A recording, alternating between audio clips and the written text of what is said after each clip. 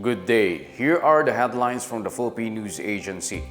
The National Anti-Poverty Commission has urged President Ferdinand R. Marcos Jr. to certify as urgent a proposed bill that will pave the way for the regularization of qualified government casual and contractual employees. Edwin Bustillo, sectoral representative of the NAPC formal labor and migrant worker sectors, said they have given President Marcos a copy of House Bill 1514 for his consideration. House Bill 1514 seeks to provide civil service eligibility and permanent appointment to casual and contractual employees who have rendered at least 3 years of outstanding government service. However, the bill is still subject to deliberation in the Congress. Meanwhile, Bustillo cited the benefits of the proposed Workers' Rehabilitation Center complex presented during the Labor Day meeting with labor leaders and other government agencies. The soon-to-be-built facility in Barangay Cayumbay, Tanay, Rizal will provide treatment and management for injured workers as well as assist them in their recovery for their successful return to the workforce.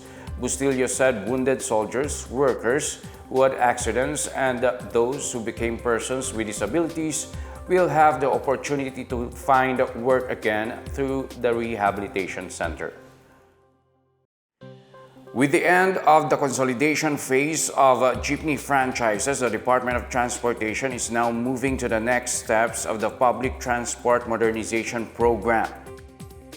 Executive Assistant to the DOTR Secretary Jonathan Gesmundo said the next phase involves the proper assignment of routes to transport cooperatives by their respective local government units. He said LGUs would know whether enough PUVs are plying a certain route in their areas.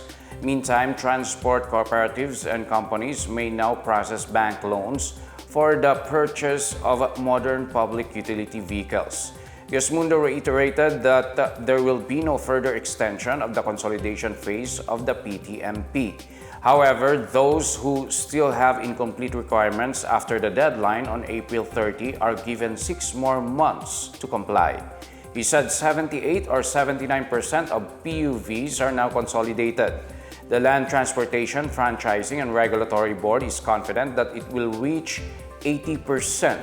PUVs who failed to comply with consolidation are now considered colorum or unregistered. Local government workers in the National Capital Region will have to report for work earlier starting today in line with the adjusted working hours. The Metro Manila Council said working hours in city and municipal government offices are now at 7 a.m. to 4 p.m. from 8 a.m. to 5 p.m. A skeleton force will be available from 4 p.m. to 5 p.m. to assist clients who are not yet aware of the new working hours. MMC President Francis Zamora said this is to ease traffic congestion and help over 100,000 city government employees avoid rush hour.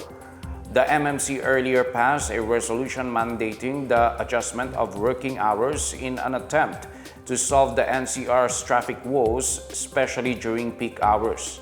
Vehicle count and traffic situation will be monitored to assess the impact of the new work schedule.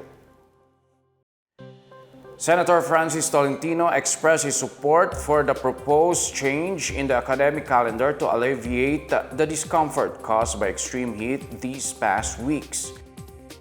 In his radio program, Tolentino underscored the importance of parental discretion in deciding whether students should attend school amid the hot weather. Department of Science and Technology Secretary Renato Solidum Jr., however, could not confirm if the current extreme heat index will persist until next year with the expected onset of La Niña next month. But he agreed that learners are more exposed to hot weather and recommended modifications to school structure designs.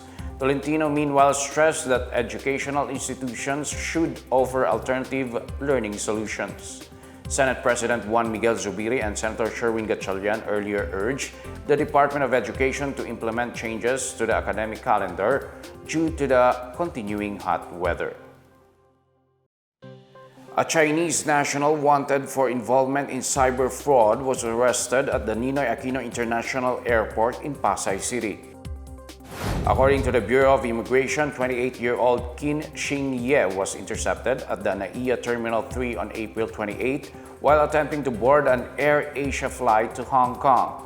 Commissioner Norman Tancinco said that Qin Xingye was flagged during the immigration clearance process after his name prompted a hit in the Bureau's derogatory check.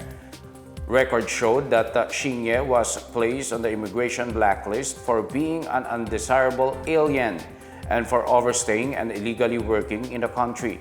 He was also previously charged for engaging in cyber fraud activities and working without a permit, according to BI's Border Control and Intelligence Unit. He is now detained at the BI Warden facility at Camp Bagong Diwa, Taguig City while awaiting deportation.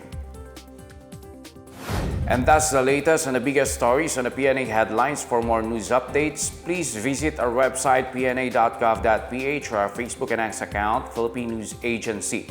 The PNA Headlines is also streamed via the Servicio Facebook page.